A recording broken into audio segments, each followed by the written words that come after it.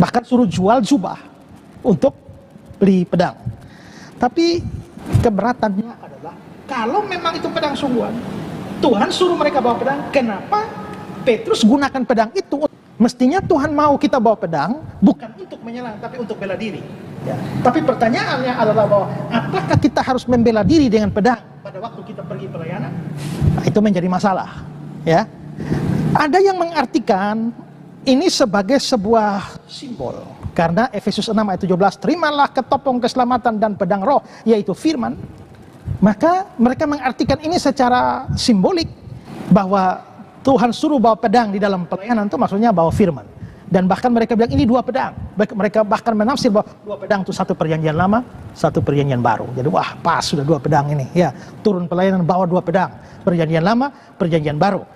Tapi persoalannya adalah waktu itu perjanjian baru belum ada.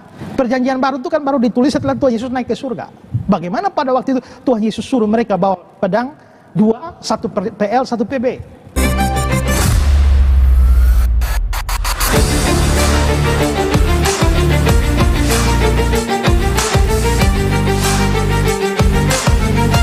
Assalamualaikum warahmatullahi wabarakatuh. Sahabat beriman, berjumpa kembali di Bintang Mu'alaf Channel. Mudah-mudahan kita semua selalu sehat walafiat di dalam lindungan Allah Subhanahu wa ta'ala. Salam satu Tuhan, Allahu Akbar. Teman-teman, kesempatan kali ini kita akan reaction sebuah video dari Pendeta Ezra Soru. Ternyata Pendeta Ezra Soru kaget ketika Yesus menyuruh murid-muridnya di dalam pelayanan itu untuk membawa pedang. Dan di sini kita akan lihat bagaimana kebingungan dari Pendeta Ezra Soru menjelaskan arti semua itu. Apakah itu pedang beneran ataukah pedang kiasan? Nah, mari kita simak videonya. Kamu langgar peraturannya, kamu dihukum. Itu namanya hak menyandang pedang. Nah, sekarang kembali ke ayat yang saudara tanyakan. Ini kan murid-murid mau pelayanan ini ya. Katanya kepada mereka, sekarang ini siapa yang mempunyai pundi-pundi, hendaklah dia membawanya. Demikian juga yang mempunyai bekal. Dan siapa yang tidak punya, hendaklah dia menjual jubahnya dan beli pedang. Jadi Tuhan Yesus suruh mau pelayanan ini, jubah jual dulu, beli pedang. Lukas 22 nomor 36, jawab mereka, suatu pun tidak, katanya kepada mereka.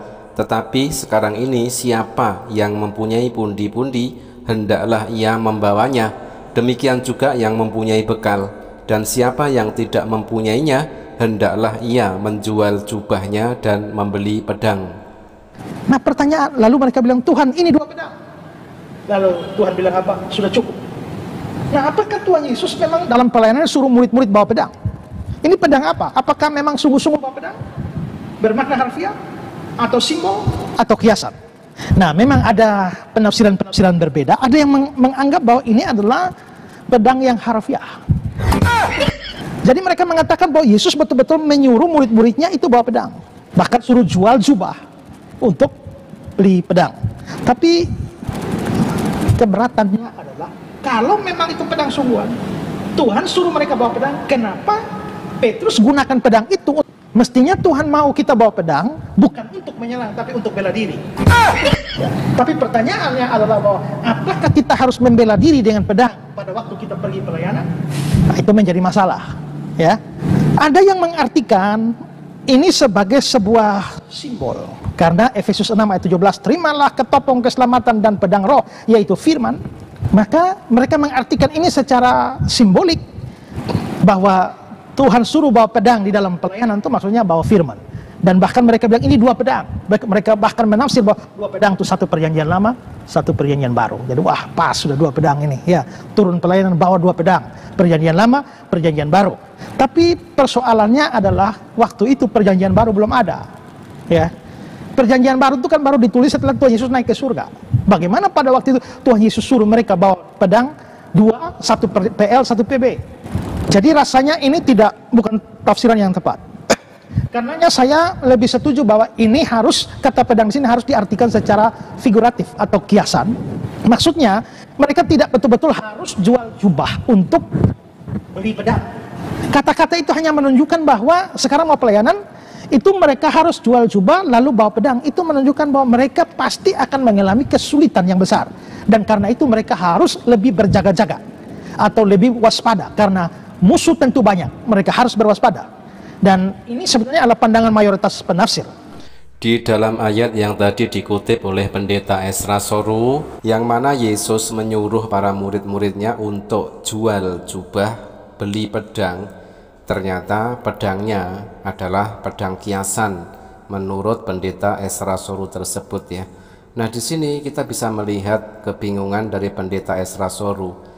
Kalau pedang itu dikatakan kiasan, terus jubahnya itu kiasannya itu sebagai apa?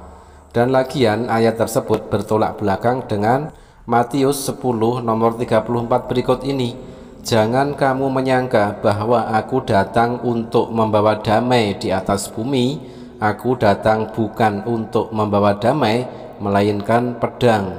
Nah, coba pendeta Ezra Soru tafsirkan Matius 10 nomor 34 ini ya. Aku datang bukan untuk membawa damai, melainkan pedang.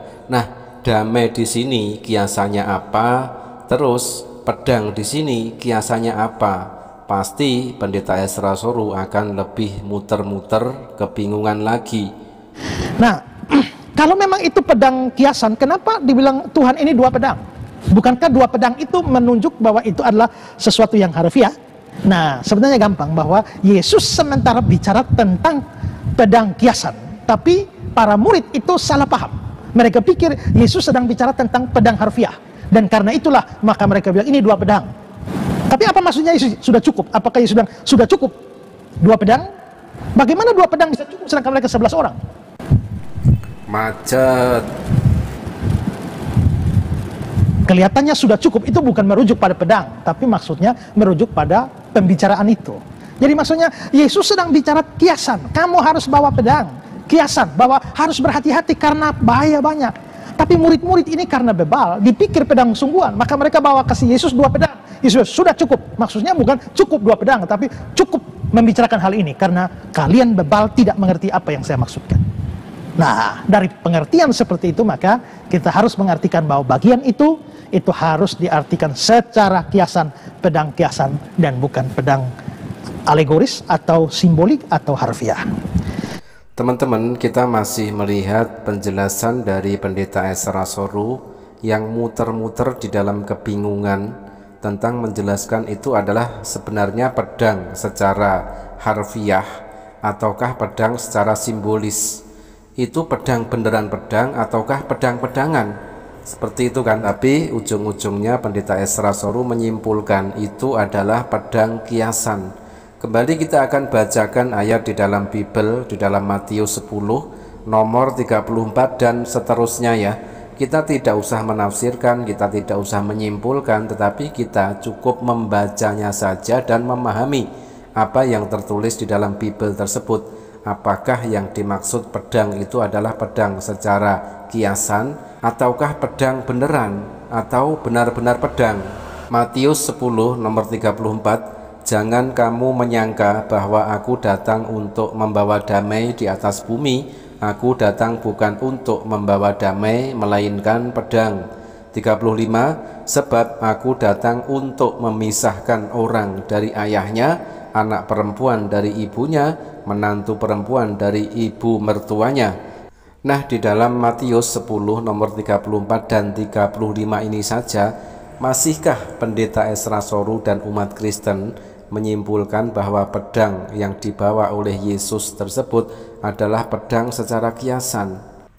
Nah, teman-teman, terjawab sudah ya kebingungan dan asumsi muter-muter dari pendeta Ezra Soru dengan kita tampilkan Matius 10 nomor 34 dan 35 ini. Demikian sahabat, terima kasih, mudah-mudahan bermanfaat. Jazakumullah khairan kasiron. Wassalamualaikum warahmatullahi wabarakatuh.